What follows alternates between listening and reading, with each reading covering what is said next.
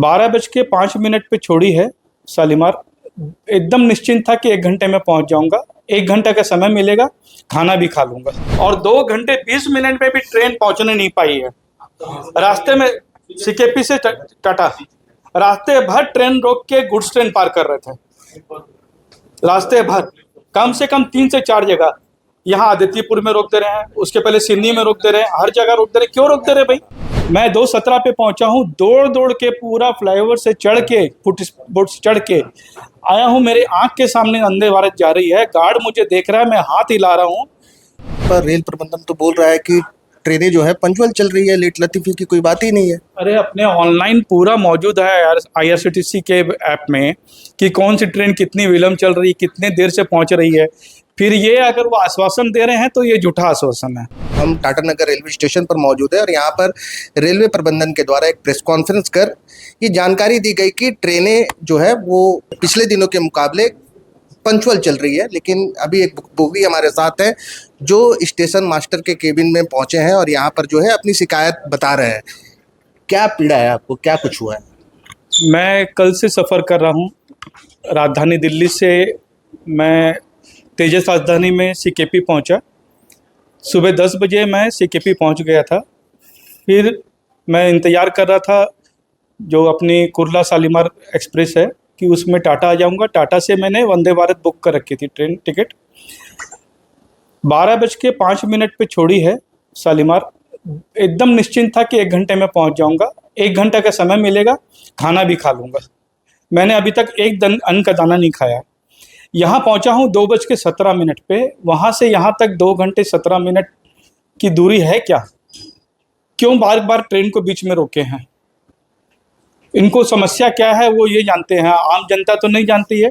मैं 2:17 पे पहुंचा हूँ, दौड़ दौड़ के पूरा फ्लाईओवर से चढ़ के, फुटबोर्ड से चढ़ के आया हूँ। मेरे आंख के सामने वंदे भारत जा रही है, गार्ड मुझे देख रहा है, मैं हाथ हिला रहा हूँ। कोई मतलब ऐसा नहीं कि पैसेंजर है तो बैठा लें। पता नहीं मुझे ऐसे रोकते हैं कि नहीं रोकते हैं, मुझे नहीं जानकारी। पहले मेरे साथ नहीं हुआ ऐसा कि मैंने हाथ हिलाया और रोक दिया हो या किसी और ने हाथ हिलाया रोक दिया।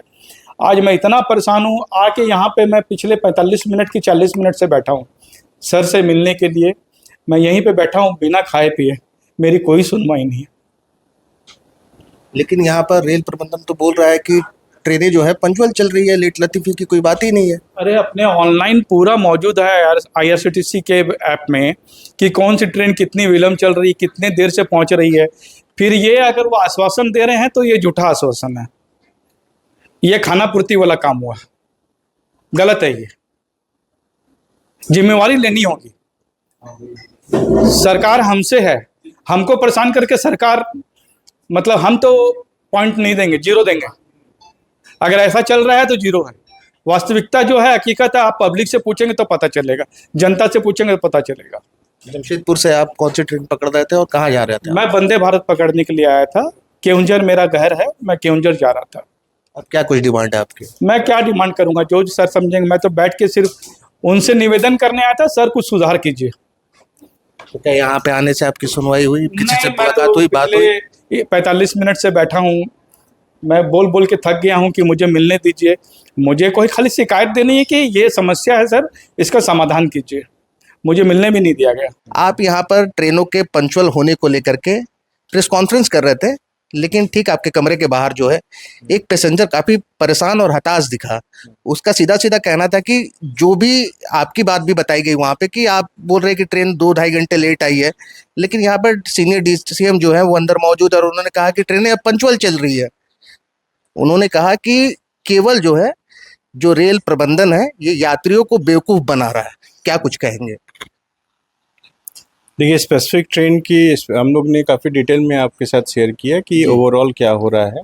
स्पेसिफिक ट्रेन की बात करें तो ये ट्रेन हमें आउट ऑफ पाथ मिली थी, और आउट ऑफ पाथ मिली थी करीब 6 घंटे के आसपास, 7 घंटे के आसपास थोड़ा हमें लेट मिली थी। तो उसको हम लोग रिकवर करने की कोशिश किए थे, और इंसिडेंटली इनका ट्रेन जो कनेक्टिंग ट्रेन थी वंदे भारत राइट टाइम गई थी तो मिस हो गई थी। This is the entire. अभी केवल हमें एक पैसेंजर मिले। कल यहाँ पर हस्ताक्षर अभियान चलाया गया था रेल संघर्ष समिति के द्वारा, और वहाँ पर ये चीज़ें बताई गई कि चाहे राजधानी हो चाहे जनशताब्दी हो, सभी ट्रेन लेट चल रही हैं। देखिए, हम लोग अभी काफ़ी डिटेल में आपके साथ शेयर किया कि जो पिछले दिनों में काफ़ी इम्प्रूवमेंट हुआ है।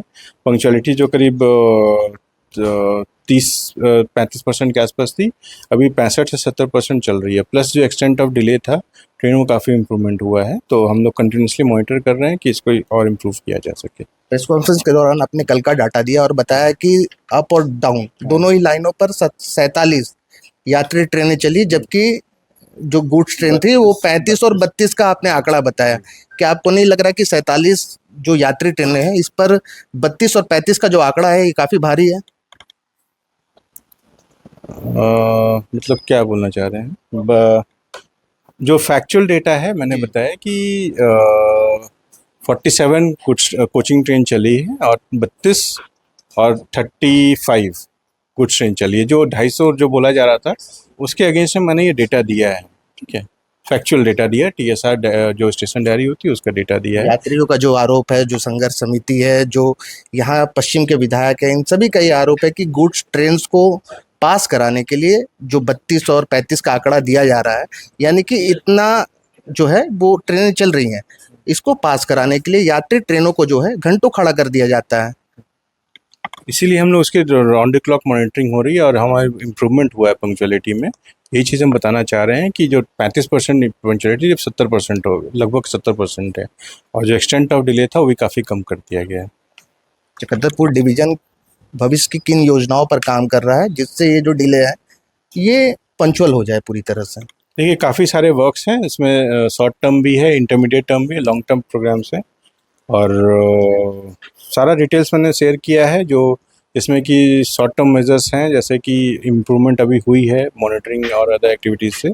इसके अलावा इंफ्रास्ट्रक्चर भी काम चल रहा है, काफ़ी काम हुआ है, काफ़ी काम और होना है। इसके अलावा काफ़ी नए वर्क्स भी सैंक्शन, वो डिटेल मैंने शेयर किया, आपको हम व्हाट्सएप में भेज देंगे।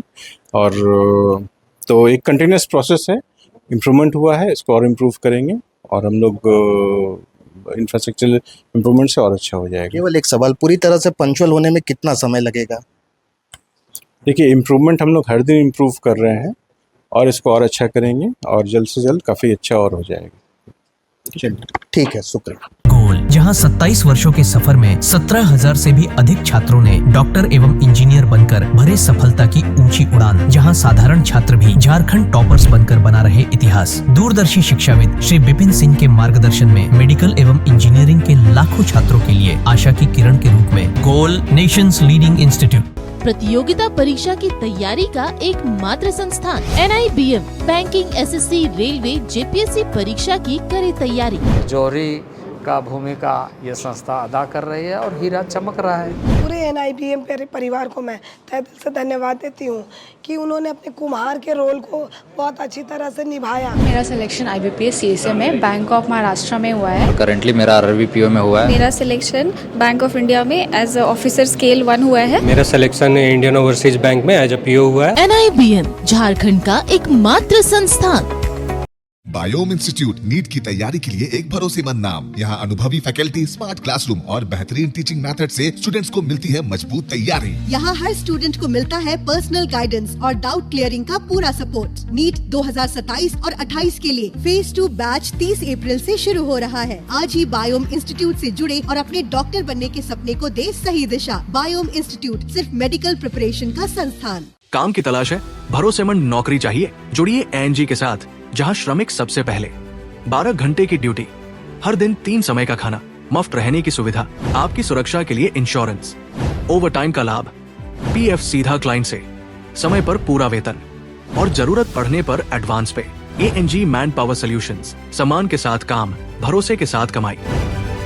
आप भी है देश सेवा के लिए तैयार तो आपका सपना होगा साकार। 10th 12th के बाद NDA में जाने का रास्ता रॉ डिफेंस एकेडमी करेगी आसान। और एडमिशन से पहले सभी जरूरी क्राइटेरिया की जांच की जाती है, जैसे height, weight, eye rotation, chest measurement, carrying angle, colour blindness. यहाँ एक्स एंड सर्विंग ऑफिसर्स के गाइडेंस में रेगुलर SSB और वो सब कुछ जो आपके एग्जाम क्रैक करने के लिए जरूरी है। मतलब एडमिशन से पहले ही आपको पता होगा कि कहाँ मेहनत करनी है। तो ज्यादा इंतजार मत कीजिए, क्योंकि नए बैच की डेट अनाउंस हो चुकी है और अधिक जानकारी के लिए स्क्रीन पे दिए गए नंबर पर संपर्क करें।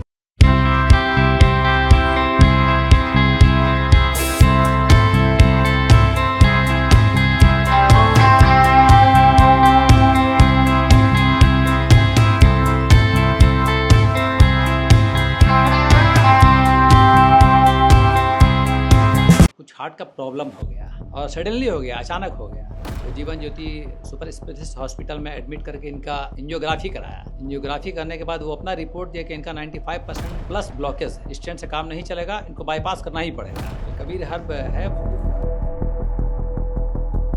जब यहाँ पहुँचे फर्स्ट टाइम में इनको दिखाया तो माशाल्लाह रिपोर्ट बहुत बढ़िया है। 1 सप्ताह अंग्रेजी दवा चलाना है, उसके बाद दवाई बंद कर देना है। TheFollowUp.in.